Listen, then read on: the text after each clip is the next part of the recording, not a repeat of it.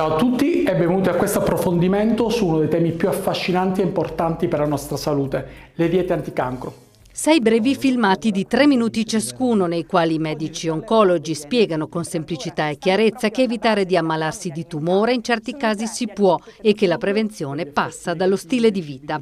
Ogni sabato un video pubblicato sui social dell'ULSS 9 Scaligera e sulla web TV si concentrerà su aspetti diversi: sport, movimento, ma anche fumo, alcol, bevande energetiche, cosiddetto cibo spazzatura. Perché se è vero che per molte neoplasie entrano in campo familiarità e altre variabili, ci sono dei fattori modificabili nei quali si può intervenire ed è bene che i giovani lo sappiano. Il principale fattore modificabile è lo stile di vita, che comprende l'alimentazione, lo sport, la gestione del tempo libero, il pensare positivo.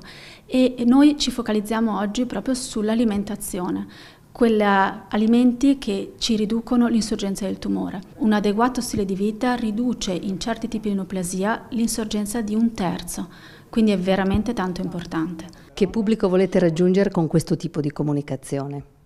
Abbiamo fatto 6 pillole per arrivare ai più giovani, per essere molto diretti, molto fruibili, molto social, perché il giovane parla, ci sarà un passaparola e noi contiamo su questo, perché più si parla, più ci si informa e ci si forma, meno ci si ammala.